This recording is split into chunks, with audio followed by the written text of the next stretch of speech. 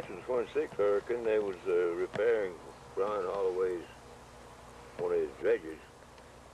He just dug a canal out straight north from where Tappet Road intersects there. That's the one that goes out by the sugar mill. And they were repairing it. Well, the 26th hurricane had taken out some of the old mud dikes over there near Clewiston, between Clewiston and South Bay, in that area somewhere. And I kept after the captain of that dredge crew to give me a job. I wanted a job on the dredge so I could work them steam engines. That's what I wanted. But he didn't give me a job like that. He said he would give me a job as cook helper. That's what they call him, flunky. Well, not being able to get anything better, I took it. $30 a month and my board, of course. And all I had to do was sweep out the houseboats and make up the board bunks, the dredge crew bunks, and help the cook. And keep the old cold stove from clogging up with soot. Had to clean it out every once in a while. So I went to help repair that dike. Well, they had a hurricane warning come up, and Captain Ham Holloway, he come over there by boat and told the dredge crew to move the dredge into South Bay and pull the houseboats in there until that hurricane was over. So there was one coming this way. So we came in there, and shortly after that, Dad decided he didn't want me on that dredge business no how. So he sent the mailboat over there. He told Hap Holloway, you won't get your boy back home. So you were only about 16 then, weren't you? Must have been. Between 15 and 16. Yeah. And so I come back home, and by then the land was getting dry enough that I could crank up the tractor and start plowing. Now, in all that, I didn't get too much schooling, as you might know. So when we finally did get straightened out where I could go to school again, I had went to school in Jupiter and in St. Pete. And in St. Petersburg, I was moved up to what they call a second grade. A grade between second and third. So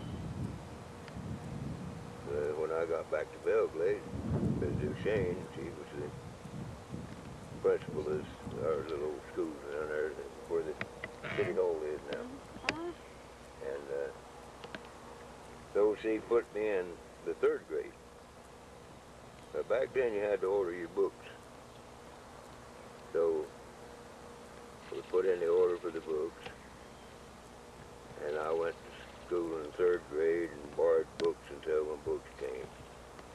But just about the time my books was getting there, Ms. Duchesne decided I could do fourth grade work.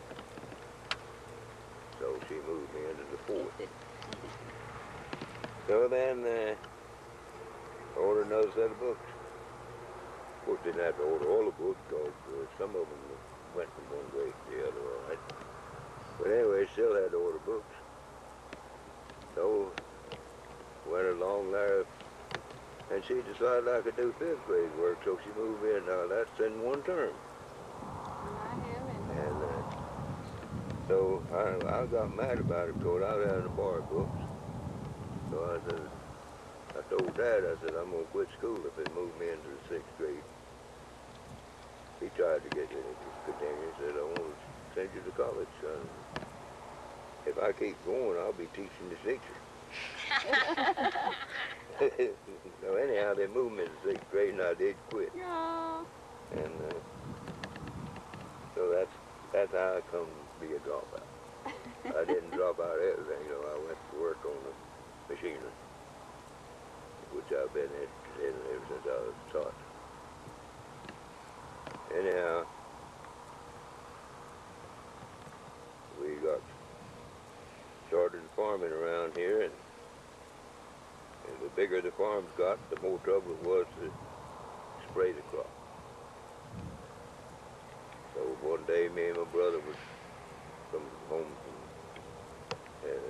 no, we wasn't home from school, both of us quit school. Dad sent us out with his crew. He had 16 of those knapsack sprayers that carry on your back, a tank that holds about 5 gallons with a hand pump and hose and all. He had 16 of them things. And me and my brother was carrying one apiece. Had 200 acres of tomatoes. And we had hose ducks and dip water. So we'd going along carrying them things, and they'd rub a blister on your back, you know, pumping the thing. And brother says, why don't we just build a spray machine so we don't have to do this? We had an old Dodge car down there that's been abandoned. Model T Ford worm drive rear end, and an old gasoline pump, cast iron gear pump. He said, we can take that stuff and make a spray machine and spray better than these pots will.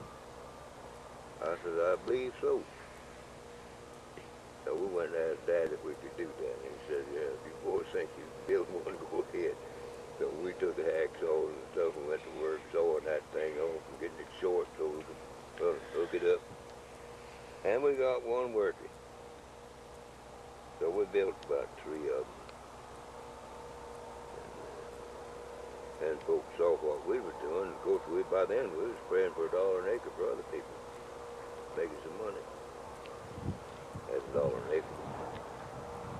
So other people began to make their own. So that's how the self-propelled spray machine started. Self-propelled spray machine. You and your brother invented it. Could have sold that idea to somebody. I guess that's enough. I guess that's enough of bragging about that. That is Anyway. wonderful. When was that you, do you remember what year it was? That you and your brother invented that? This was after the 28th hurricane. But it was before World War II. And, in the 30s sometime then. Do you remember where you were when when you heard about the 1928 hurricane? well, that night, that evening when I finished delivering ice, I was working for Rutledge. Dolly Ann's father. Oh. And when I finished my ice run, I took the truck home like always, parked it in the yard, ready to go get the next load of ice, which at 4 o'clock in the morning I had to get up and go to Canal Point. We hauled ice from over there. We had been getting it from West Palm Beach, and the ice company had been delivered it to the ice house. But Slim got a better deal from Okeechobee Ice Plant, which was their block of ice was 400-pound cakes. And they come scored ice from West Palm Beach, City Ice and Fuel, I believe it was, scored ice in 300-pound cakes.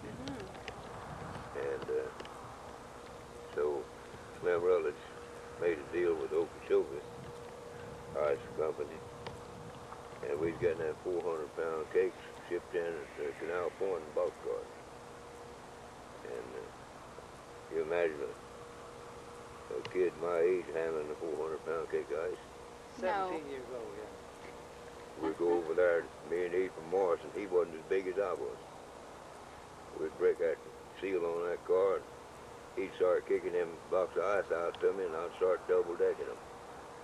We'd load both of them trucks and come home. That's solid And heavyweight. That is heavyweight. unload the excess, and then we'd start our runs. Well, this particular morning, I woke up and that breeze was coming in my window, so nice and soft. You've heard of soft, pleasant breezes. Well, that was one of them. Oh, I was enjoying that sleep so good, and I hated like heck to get up, but I was been raised by Dad that you had something to do, get up and get going. And so I always did. Anyhow, I got up and cranked my old Ford. By then, there was a line score coming loose, sprinkling of rain every once in a while. So I went down and got with Ekelman. We went to Canal Point, got our load of ice, and come back. By then, the line squaws were getting a little closer together. Enough to keep you wet. Of course, my mother had bought me a suit of clothes with water repellent, supposed to be. Of course, it wasn't as good as advertised, but it's better than nothing. And so I started my run, and I delivered ice all over town, and the storm kept getting worse. And Dad had got in touch with the Weather Bureau in Miami by telephone. They lost that hurricane once, didn't know where it was. Just knew it was out there. And so Dad got in touch with them and found out they had located, and it was headed directly for Lake Okeechobee. And according to their figures and everything. So our car and truck was both in the shop. One was in the shop, was a Dodge sedan, a 1926 model. Dad took it in there to have the Dodge dealer do whatever they're supposed to do to a car that they had sold. And the Ford, he took it to B.L.'s for them to pull the engine out and have it rebored and new pistons and the whole works put in it. The Model T Ford wheel drive truck. And we'd put a body on it like these vans. They didn't call them vans back then. Anyway, it had been a Biscayne Candy Company's delivery truck that body had. And we put that on there to have a closed-in truck to haul stuff in. We didn't want to get wet. So Dad told me and my brother.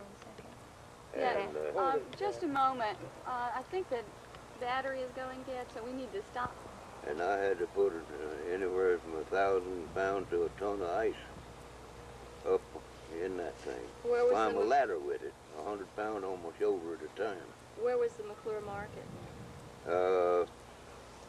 Back on Avenue A, down this side of where the police department is now, on the lot in there, and it floated during 28 hurricane around to where the old theater was around there.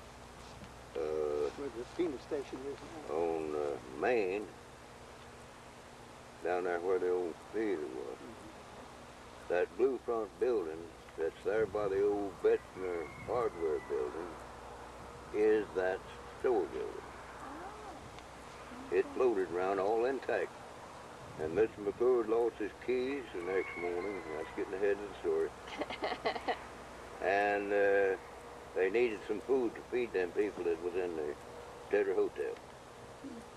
So me and some old boys was elected to go over there and open the door forcefully and get whatever edibles could be brought over to feed those people. That was after the hurricane, the next day? The next morning, it was still sloshing around pretty good. Well, you remember going out to deliver the ice on that morning, don't you, with your brother? To pick up that was the morning before the main storm came in that night. See, the eye of the hurricane came in through the midnight hours. And, tell us about that day. Finish telling us about that day. You were delivering ice when the machine stopped. You were still delivering ice. Well, I delivered ice until I had finished. And, well, one of my customers was Mr. Summers.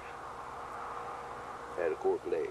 I didn't know he had a cork leg until after the 28 hurricane. But him and his wife were sitting at the table drinking coffee, and I came in with the ice, put it in the refrigerator, and I asked them if they were going to leave. I started to tell you that I'm back now for a while. I started to tell you that Dad, since our car and truck was in the shop, Dad's brother-in-law had a Dodge sedan. Now him and his wife had 12 kids.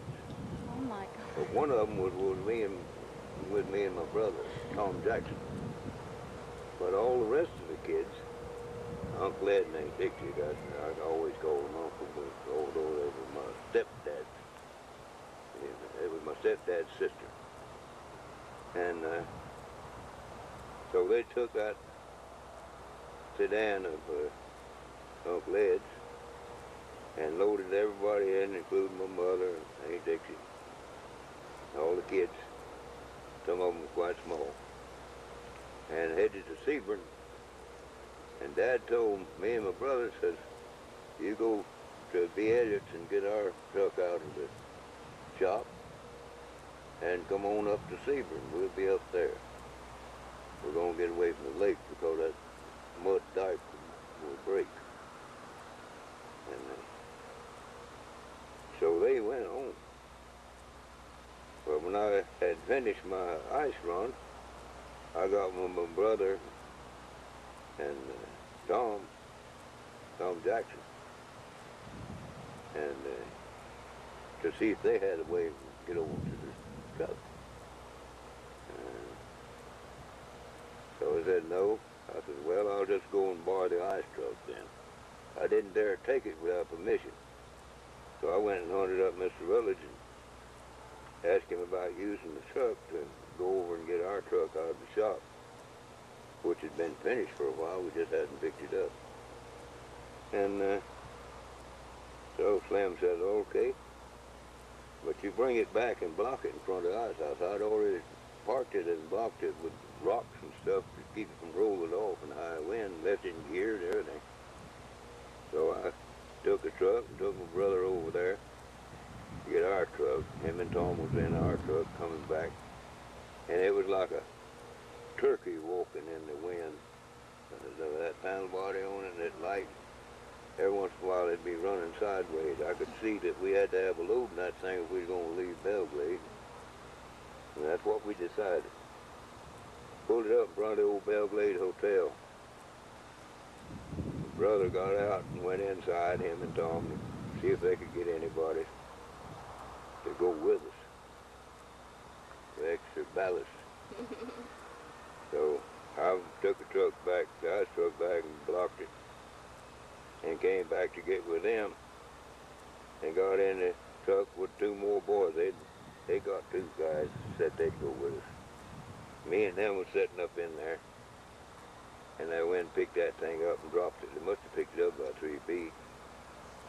And I told them, boys, we better get out of here, or the next blast may haul it off somewhere. And so we got out and went in the old Belgrade Hotel porch. Of course, the direction of the wind let us stay on the porch and watch everything. And about 5-10 minutes after that, the wind picked that truck up and wrapped it around a big rubber tree that was out there in front of the hotel. Just busted it. So that ended our chance of leaving Belgrade. You were lucky. You were really lucky. Probably a good thing, because if we'd have went out on that road with the wind increasing all the time, we probably got blown in a canal or something or other.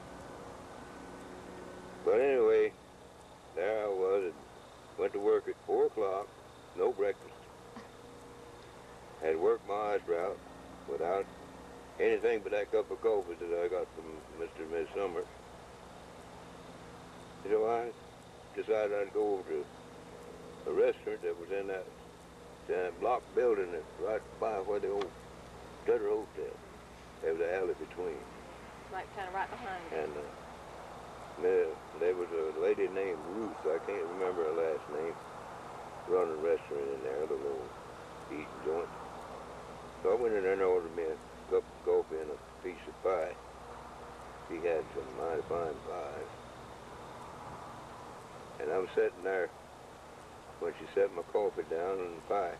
I took a bite of pie, but the building was rocking so till my coffee was slopping out of the cup. And that building is on wood piling. And then the concrete cap, and then the beams, and then the concrete blocks. And of course, it had a false front up there. looked at the guy sitting over there beside of him. Just me and him was in there, and the women. This building ain't gonna stand much of this, a cement block building. Said, look at my coffee cup, how it's rocking. And I guess I took one sip of my coffee, and the plaster began to fall out of the ceiling. Into my pie and coffee. And that bolt front began to blow out in front of the building on the wall. And the two ladies let out a scream and started out the door right under that stuff falling. So I grabbed one and he grabbed the other. We told him, wait till it quits. When it's blown it all off, then we'll try to get out of here before the rest of the building falls. So we kept them in there until, I guess, most of it had come off anyway. There wasn't any more falling. So I handed one of the ladies at a time across the rubble pile, and he handed them across the little old alley between the buildings to somebody in the Tedder Hotel porch. So then that left me by myself. So I got out there at the corner of the building, started to make a dive across that alley, but it was really coming down that time. So I backed up and waited for it to slack up a little bit. But it didn't slack up, it kept coming hard. By that time a big rain tank come through that alley, just about fitted. If I'd have made my dive when I started to, that rain tank had got me. But it did slack down enough that I thought I could make it, and did. I went across and grabbed that post, got on the porch of the what is now, or was, the Piers Hotel. And wasn't very long after I got over there that I looked down and there was water rushing under the hotel floor. So the guy standing close to me, I said, well, I said, the dike's broke. Of course, nobody expected that muck dike to hold anything anyhow, because it was like cork. When it's dry, it'll float. So he says, hush, you want to start people screaming and hollering and make them have fits? I said, hey, you ain't gonna keep that secret. I said, it's coming. Is that a secret? So it didn't take it very long to be up to my knees, and I could feel the muck coming up my britches leg, floating, you know, muck that's floating in that rushing water. And that was muck that come off of plowed fields that floated off where the plow had cut it loose. And so I stayed down there till, well, during that time, before the water got that deep, Mr. Kirschman drove up in his, I don't know where they had, a Cadillac or Lincoln? Lincoln. And Big Lincoln. come think of it, I believe he did have Lincoln. Anyhow, he drove up with his family. That is the younger ones. Al was had went out on the island to Mr. Bedard's. Rescued his sweetheart. Huh? Rescued his sweetheart. Got his Yeah, girlfriend. him and Freddie Freddie and Pooh. Pooh. Got the girls. And they had the Bedard girls. That was their girlfriends. Later their Well, wives. to get ahead of the story just a little bit, Al and Freddie brought their girls. They were on the way to the mainland, trying to get them to the mainland. But the storm caught them out there where Holloway had sunk his dredges in shallow water. And Freddie, being a pretty good dredge man himself, he realized that was one of the safest places you could be. So they went in on one of them dredges, and that's where they spent the worst of the hurricane. Then those dredges eventually they'll come on up the canal. I think they dismantled them out there. Oh, they did? Yeah. Okay.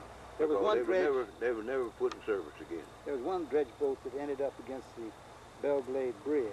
That was the drill barge. Real barge. Okay, go back You to got the a story. picture of it on that. Yeah. In your book, you got a picture. Anyway, of that drill you're barge. with Mr. Kurtzman now at the front of the Tedder Hotel. So, anyway, when Mr. Kurtzman drove up, the wind was roaring something fierce, and he was yelling, wanting to know if Palm Beach Road was still open.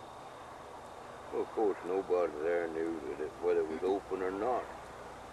And they had a lot of rubble had blown around by the time everybody that was in the hotel got in there.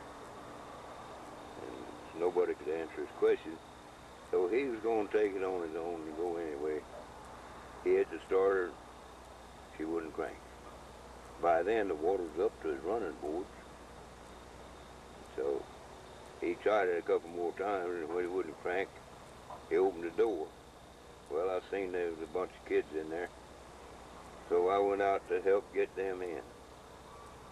And I don't know which one of the Kurtzman kids it was I carried in and handed to somebody at the foot of the stairs, but one of them Kurtzman kids, It was August, the little one, the one that had the filling station, just retired. The father of the I handed him to somebody, I don't even know who the heck I handed him to take upstairs. And He I was turned to little. go back and get another one, but by then other people had helped unload the car. And so Mr. and Miss Kurtzman and the kids was in the hotel. So I stayed downstairs until the water got up to my belt. By then there was some self-appointed fella, had a little old, I guess it was a little owl-head pistol in a holster strapped to his belt. And he was standing at the foot of the stairs telling people they couldn't come up there because the building was overloaded up there. So when I got there, he telling me that stuff. I said, if you want somebody down here, you come on down and stay. I'm going up there. And so I just walked right on by him and went up and got at the end of the hall, there was a little old shelf in the corner, big enough for me to get back under so nobody could step on me. So I scooted back under that thing. Now I remember I had went without food, and I hadn't got up early, and I'd worked hard all day, so I was tired. And this was getting along towards midnight. So I hunkered down there, and it wasn't very long, although I was wet, it wasn't very long until I got comfortable and went to sleep. And some guy saw me under there. He said, if you can sleep through this thing, there's a room in there, got a bed in it. But I wasn't thinking. All I was thinking about was getting some more sleep, because what's you going to do?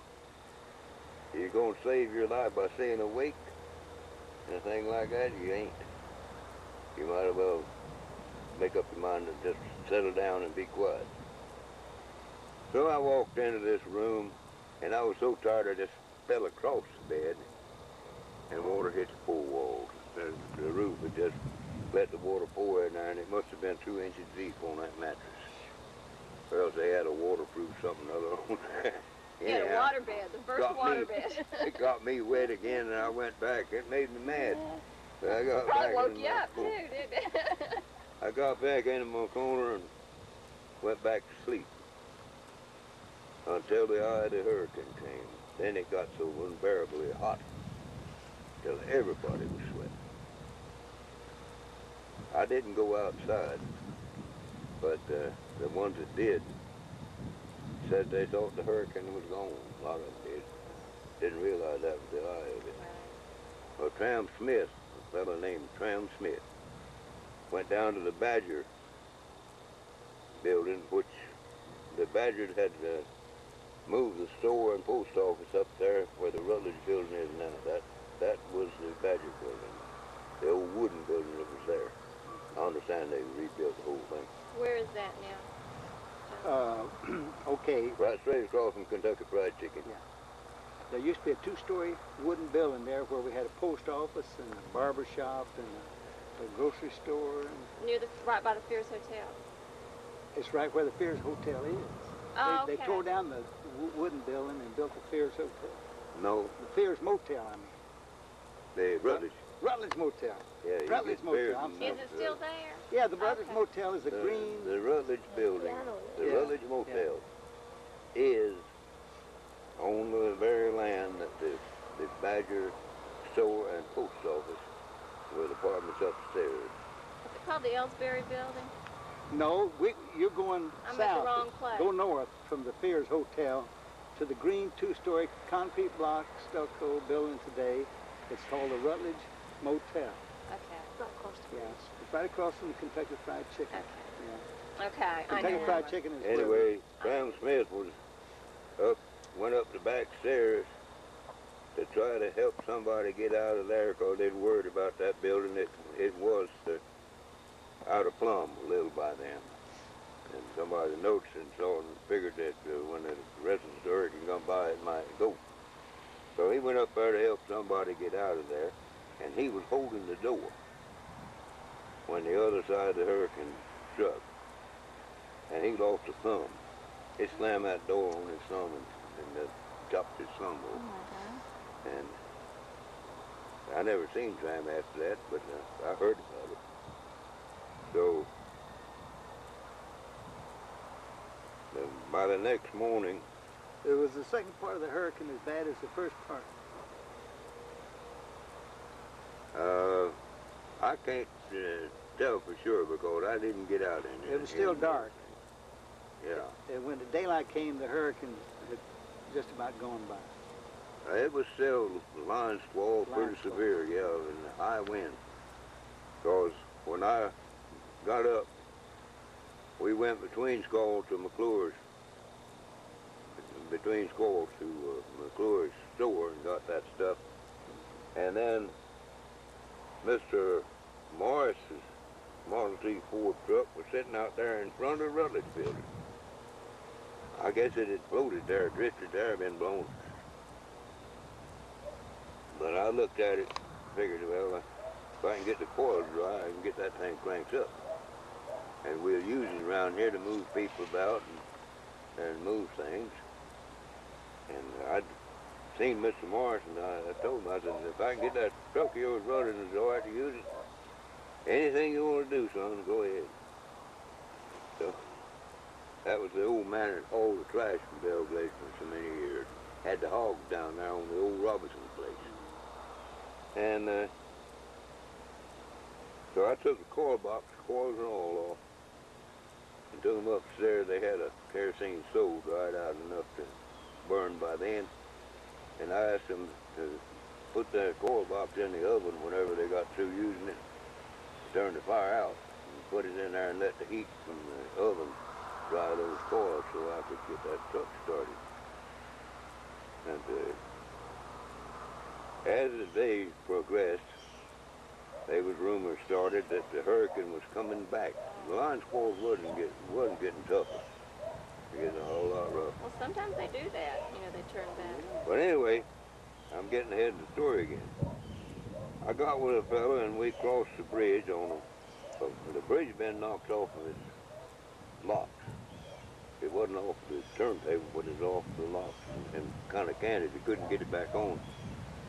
And then somebody put a 3x10 timber across there for a walkway. And me and the guy got together and started to go up to the railroad station. Figured we'd take the railroad off toward Pahokee, figuring that people might have lodged up on the railroad grade, and we'd go and see what we could do that way. First thing I saw was my mother's washwoman. She drifted up on the shoulder of the old Pahokee Road right there, where the highway intersects the Pahokee Road now. And of course, couldn't do her no good. She was dead. So we went on down to the railroad and got on the railroad and started north. And the sand had washed out some of the ties. They were loose, slopping in the water. So you had to walk kind of careful, because you didn't know when you might step on a tie that wasn't spiked and break a leg or something. So the line squall was still coming pretty good. I got down there about a little over a quarter of a mile north of the Packet House area, and I heard a woman hollering, "Yoo-hoo, yoo-hoo," but I couldn't see her. It was raining pretty hard by then. So I told my buddy, I said, "Somebody's down there hollering for help." So we kept going. Finally we got down there between a quarter and a half a mile. And there was Mrs. Cherry. Later I identified as Mrs. Cherry. Dick Cherry and Curtis Cherry's mother. Fawn Cherry's wife. They lived on the island. Yeah. Related to this Mrs. Cherry. She had drifted from the island, and when she hit that telegraph line, she realized where she was. So she took some of her clothes. She must have been pretty heavily clad whenever she left home because she had plenty of clothes yet. But she took some of them and tied herself to that telegraph pole. Well, what did she drift down on? Was she on a... She just kept herself afloat. Swamp. Stay there. It's a long Is way the to only come. way I can say it. They lived on the island, and that's where she locked up. And we took her off of there and got her up on the railroad and brought her down to the old Hector Supply building. It's been torn down since. They were cleaning it up for a refugee center, that's what I call it. And they were sweeping the mud and stuff out of it and getting it ready for people. So we brought Mrs. Cherry there. And then we went on, we started up Trojan Way. I told them that a lot of people lived over South Bay, and there's a lot of custard apple that grew back in between here and South Bay. Now, there may be people out there hurting those custard apples and need help. Anyway, that's a good place for us to start looking for anybody. So we started out, and this old Letterman building, Johnny's got a picture of it in the book there. It had floated. Now, it had been moved from up here where West's store is now, store building.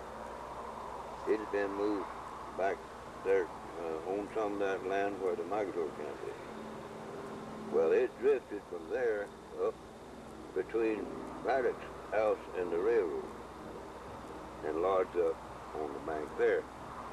So when I saw that, I remembered that there was a couple of young ladies there that had infant babies and some old people that lived there. So we went in there to find out how they were faring. They were upstairs, the water pouring around them. Oh, it was still pouring down rain.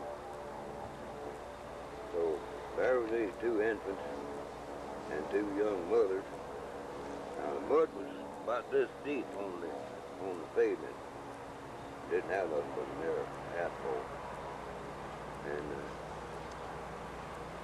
so I told them, I said, wrap the babies up, lay one in each arm, and I'll go to Hector's with it. And let somebody take care of them there until you and the folks get there. I'll come back and meet you. So I took them two kids laying in the arms this way, and I started out, and it pouring down rain. Them wrapped in blankets. I got about halfway to the railroad, and I was about to break. And it pouring down rain. I couldn't tell whether the young'uns was face up, maybe water pouring in the nostrils, but I couldn't lay them down nowhere, and there's nowhere to They get any weren't relief. crying. I had to keep plodding.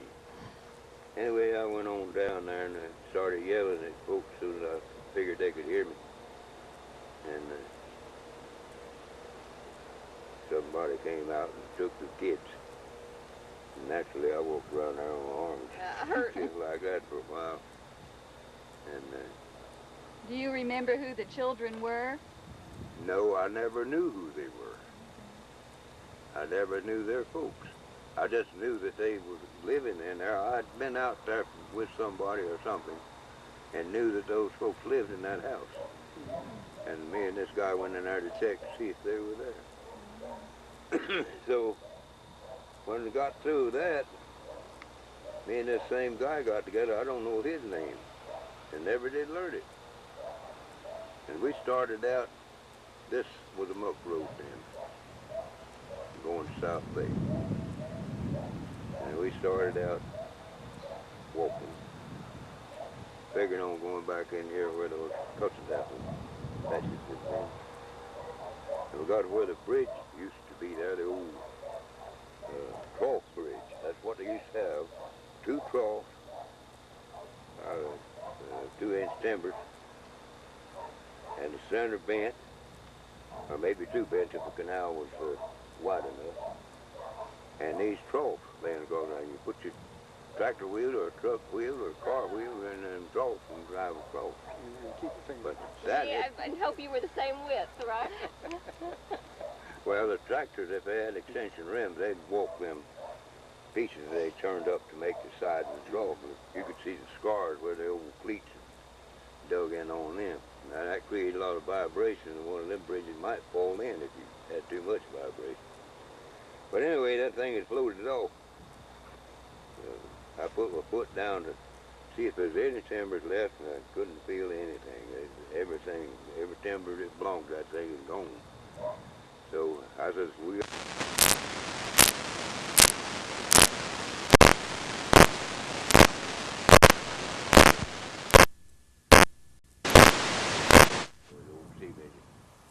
and I talked to him before, but he said the main reason for changing the tracks into Fort Pierce was there was all that mileage of track to keep up, and it was rough road.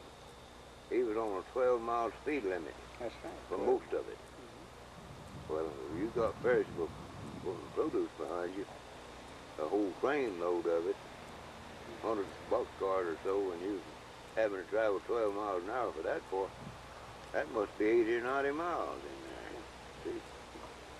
Well, there was, the rail did come in here before 28's hurricane. Oh, yes. Yeah, okay, that's Yeah, 'cause you said you went out to the railroad. Between, it came in somewhere between 25 and 26, I believe. I'm just guessing now because my memory don't serve me very well there. But me and Tom Jackson, his folks were living in Canal Point at that time. That was before the Okie Road was put through. It was just a muck, it had just been right away run down, I and remember. ditching machine threw up a muck bank. I remember that road. And so You've that been on was, that road. that was Pahokee Road. And anyway, when I went to visit him in Canal Point, we went around the Connors Highway. Okay, let me ask you a question about the Connors Highway. When you came in 1921, was the Connors Highway open? There was no Connors Highway. Hadn't even been thought of. Is okay. That's what I was not sure of, when the Connors Highway was built. But it was built before the 28th storm. Oh, yes. Yeah, okay. Uh, And it was paved before what is now State Road 80. Is that right? Or was it? Connors Highway was in operation. I believe when we went to Canal Point, I think we was on a rock surface road to 20 Mile Bend, and then got on the Connors Highway. It was asphalt, oil road. Oil Road, yeah. I remember they had a big... and went down to the toll gate and paid the toll, It was a toll road.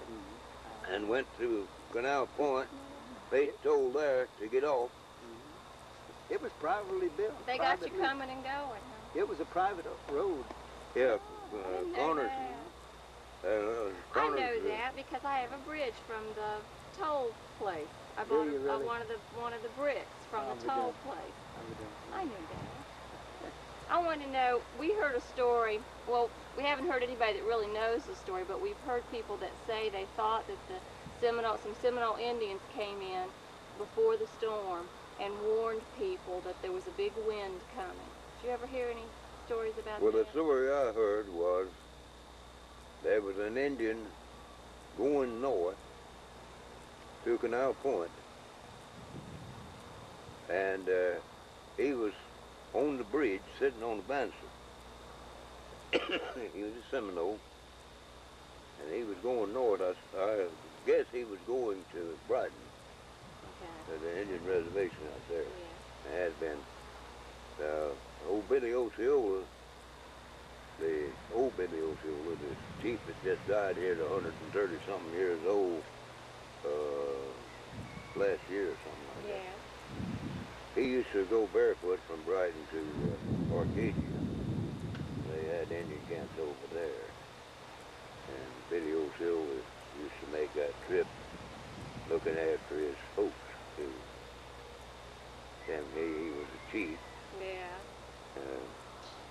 Anyhow, get back to your story about the big water, high water. This Indian was telling anybody that asked him that the reason the Indians knew there was going to be high water and bad winds was that sawgrass bloomed early that year. That's the story I heard. The sawgrass bloomed to get its reproduction process over with before. Before the storm. Well, The Indians believe that. Yeah. Well, we had heard that story. You know, several people had, and with that record we've got, it says the Seminoles Indians warned the people. Well, the Seminoles was quite adept at moving out of the harm's way of hurricanes. They lived a little bit closer to nature Yeah. than we. Some of the movies you see about the Seminoles in Miami, and some of the stories you hear about the Seminoles going in there when they was like the old trader stores there, where a guy goes in there to trade with him, you know, sell them white man's goods to get the alligator skins and whatever they have to trade. And there's a lot of those stories drifting around, and I've heard some of them in the last few years. Were there many Indians around here? The Indians, for the most part, stayed out in the big cypress and traveling back and forth on sawgrass. They used to have a camp right about where Lion Country Safari Road, just a little this side of there. There was a mound. I don't know where the Indians put it up there or not. It had a grapefruit tree and some palm trees, cabbage palms.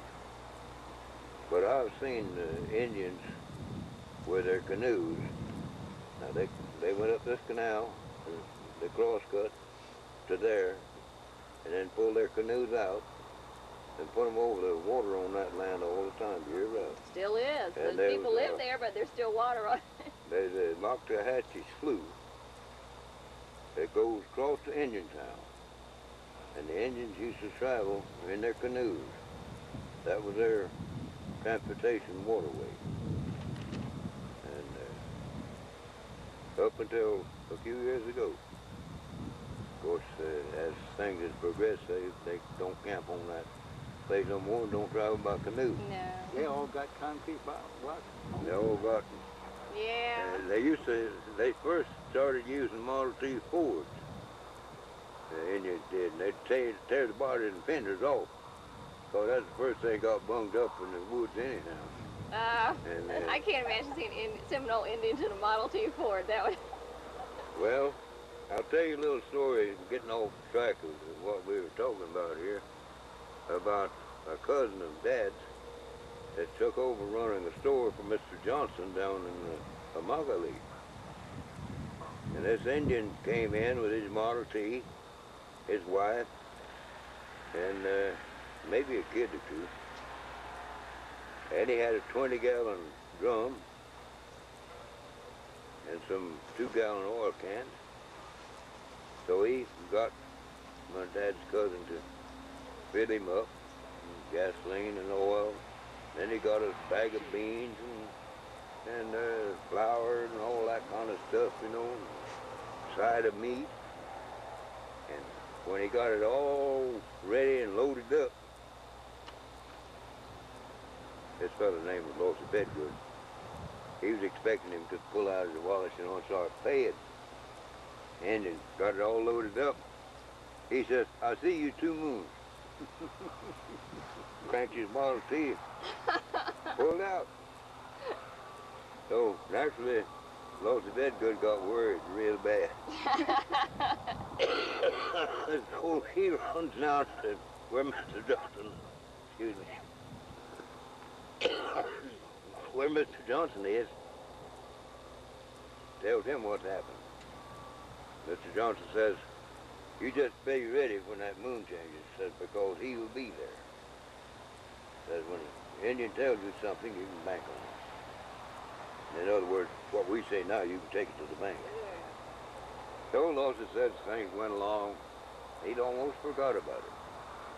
That 2 moons. And that moon changed at 2 o'clock in the morning. He said somebody was knocking on the door. He looked out there, and there was that Indian, ready to settle up. Wow, that's a wonderful story. Well, I know you're getting tired of talking. Aren't you tired?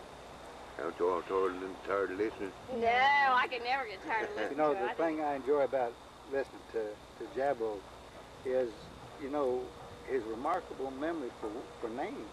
Yes. He can remember names. He's 76 years old and still going strong. Yeah. Well, I know he's just got so many stories, and I just don't know the right things to ask, you know. So can you think of anything else that we had questions about? Well, while I was gone, how long did it take the cleanup? Were you here to help clean up Yeah, the we area? talked You about already that while you talked were about gone. that. How long did it take? We didn't really pin that down. I don't know. See, when, well, I didn't get on with the rest of the story anyway. When the people began to get settled where they could come back. Now, Dad and Mom went up in North Florida after they got our car. And so that left me and my brother. My brother went down to Hollywood, and he started cooking for a bunch of people that had holed up down there as refugees or something they'd opened up. So my brother, he's pretty adept at cooking and anything else, I guess. I never seen anything he tried that he didn't do. So anyhow, that left me. And come time, they gonna have a tent city over there in West Palm Beach. And everyone's gonna need a tent.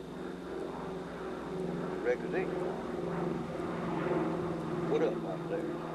I didn't have to put it up. That bug getting in there. Anyhow, I went down and requisitioned this tent. 2-burner oil stove and a little oven. Had some cots, bunks. Just go in Tent City. So there I was living alone in that tent and doing a great deal like I do here. Cornflakes and shredded wheat and various other canned goods and what have you. Till the folks got back. I wasn't doing no cooking. The only thing I cooked was coffee. I didn't make the coffee. Because the instant coffee hadn't got that good yet. Yeah, still hadn't got Still that. hasn't. So anyway, when folks come back, and Dad was out here trying to get things straightened around, where we could come back to the glades. Matter of fact, he requisitioned the tent and set it up on the point there where that new time saver is, on that point. Right the other side of that road. Where your house was before. Well, we had, at 28 Hurricane, we had 2 houses on that property. We tore down the old shack and Dad had built 2 fairly nice houses for those sides. And we had one down on what we call the 10 acres down there, east of Wedgeworth Road, between Wedgeworth Road and Dooley Road. Okay. We had 10 acres there. We had a Pretty nice house that washed away in the hurricane there. So anyhow, he was out here getting things straightened around. In the meantime, I got a job with a outfit of picking up concrete blocks where a big paint store was blown down, stacking them, $3 a day. So I was working. That made me happy. My mother, she was straightening up the tent, and that made me happy because I had somebody to kind of look at things. So I come in one day and she'd made out a list. Since I'd been requisitioned such, said safest and put on and get a requisition for these supplies. So I go down there, and when it comes my turn, I'll throw that list up there, and the lady, she looks down the list. When she comes to bacon, said, that's a luxury. We don't furnish luxuries.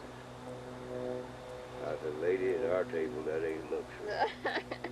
We had bacon whenever the bottom fell out of everything. So that ain't a luxury.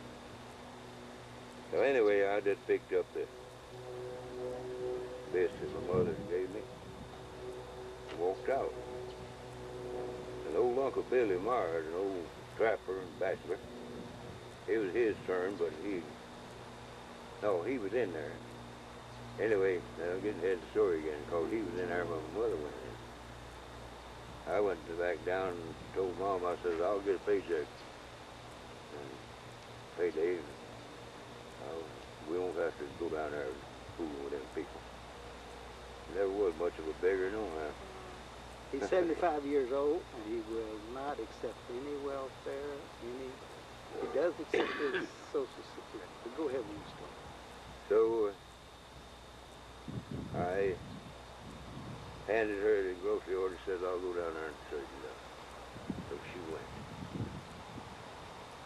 Mr. Myers was next up, but when he saw my mother, he said, you go ahead, Miss Richards. I ain't got nowhere to go, so I just wait. So Mom sat down there to get the order filled out, and that woman done her the same way, come to the bacon, said, that's a luxury. Mom let her understand that wasn't a luxury, that was a part of our diet. And then she read the Riot Act to her. When she come back, she had bacon and everything on that list. That woman could see herself losing her job. Right. And so anyway, old Uncle Billy Myers said that did him more good than a dose of salt. Watching that, huh? Yeah, he was a dry old talking old guy, isn't he? Yeah, that really was funny. But anyway, when payday came, I got my check. I didn't even put it in my pocket. I beat it home. I don't remember how much it was, but at $3 a day, it couldn't have been too much. Yeah, but in those days, that was pretty good, though. Yeah. Yeah, some of them roofers wasn't making no more than that, and they belonged to the union. Yeah. And I had a chance to go on the roofers once if I joined the union, but I told them I wasn't going to pay nobody to work. And because that was supposed to be one of the freedoms, work where you please. So anyhow, I come fanning in with that check in my hand. I said, Mom, let's go. Let's go where, son? I said, let's go down there to that store where you've been getting these requisitions cashed, and let's cash this check and buy everything you need in the line of groceries, because we don't have to beg nobody our work. But we More did. people felt that way. It would be... We spent that check, and Mom was happy about it. She didn't like that idea going up there no how. Yeah. That's hard when you have to do that. Y'all don't have any questions about Dr. Buck, do you? I don't know. Dr. Buck was the doctor who was in charge out here. Well, I read about him taking, he took charge, right? They said there was another doctor that came out from West Palm or someplace, and he wouldn't stay. He got back in the car and went back to the coast. Dr. Buck stayed here until he died.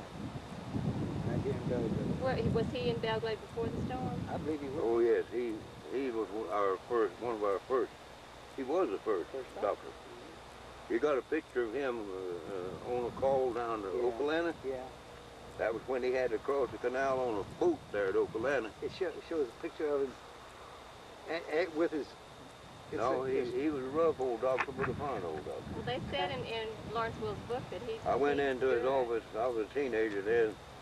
I walked into his office one day. I'd heard people say you ought to have a checkup once in a while. And I walked in there, and he was sitting at his desk. I was a morning doctor.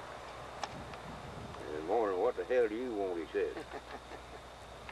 I said, I come in for a checkup, Doc. I said, I've been hearing folks say you need a checkup. He says, get out of here, you're disgusting to healthy. Now they'd found something for sure that was wrong. Well, that's one way of reassuring the young fella, ain't it? He Get had out of time here. to waste on you. You were healthy. Yeah. Dr. Buck was a World War I Army doctor. Yeah. As a matter of fact, he got to be the rank of a major, which is pretty good for doctors in World War I. I think that probably helped him get organized after the storm because he had, you know, Well, been Dr. through Buck some bad times. set up a song was still line squad and stuff, but he set up a little office, but he had 5-gallon jugs on one side of it with moonshine, in-tilted, and a shelf up there with glasses. I went in there after swimming all them canals, and I said, you got anything that might ward off taking fever? I said, I've been swimming in that dirty water and staying wet in it all day long. He said, take one of them glasses and fill it about half full of about out of that jug right there and drink it. And I did. It was whiskey. Not being used to drinking that much whiskey, I got pretty high on it. What I read in the book was that at the end of the day, after people would work on the crews that came in and helped get the bodies and clean up, that everybody got a glass or a shot of moonshine. Because it was bad work, and it said it helped people. It done some good. However, I did get the fever finally. Did you really? Mm-hmm. Even after all the precautions I could take, I carried a bottle of 666 and take a drink of that every once in a while during the day while I was swimming all them canals and everything. And then drink that whiskey, but I came down with a fever along toward the end of the stay in West Palm Beach. It sure was. Did a lot of people get sick? A lot of people get sick that stayed out. I don't know. I didn't hear about it. I just did. I haven't heard very much about that either. But if you mess around in something like that, you see, the longer after the storm, the stinkier the water got. And you know, we didn't have any city water. No, Everybody caught water. they had an old well down there. Here's a picture of him showing his boat that he used. Oh. They had an old He was well dressed in down a there, suit. right about where the True Value store is now, just a little bit south of that, with a big tank about, a pressure tank about 500, 600 gallons, 1,000 gallons, something like that. And this old pump was electric driven with gears. And the gears would clash and clang, you could hear it all over town. Every time anyone flushed a commode at the hotel or anything, that thing would start up and it'd go whoop, whoop, whoop, whoop, whoop, whoop. How embarrassing. Was water sterilized with chemicals for drinking or just cooking or what? No, it came out of the ground and went right to the hotel bathroom. I mean, during the time right after we the drank storm, the bottled water. everything was brought in by. Okay. We drank the bottled water, the deep rock. But was there enough water right after the hurricane for everybody to use for drinking and cooking, or did you have to use local water? Well, I don't know how that went, But I would imagine that everybody had a pitcher pump, probably used the groundwater by boiling it, not to drink because you couldn't stand it up. Yeah. Managed to have enough, get enough drinking water in there. Well, we really appreciate you talking to us. I know you've got more good stories. We Well, need to get these boys back to school, I think. that you can listen to. Now, one or two of them may have a dam and a hill in it, Well, I can handle that. but otherwise there ain't no vulgarity or nothing in it. Okay. If you want to listen I'd love to them, to. I'll let you take them. I'd love to, and I'll bring them back to you. Somebody else had them for a while. I don't know whether they ever listened to them all the way through or not. We'd love to have them to listen to when we get Well, them. one of them is about the care of your automobile engine, your tractor engines, well, just engines. Because the one thing you want to remember, that a motor block is nothing but a part of a rock. And expansion and contraction breaks down the rocks that gives us our soil. Expansion and contraction breaks down the motor blocks that cause them to have to be overhauled. And the faster we force an engine to warm up, the more damage we do Oh, to that's it. what they always tell me. Slow.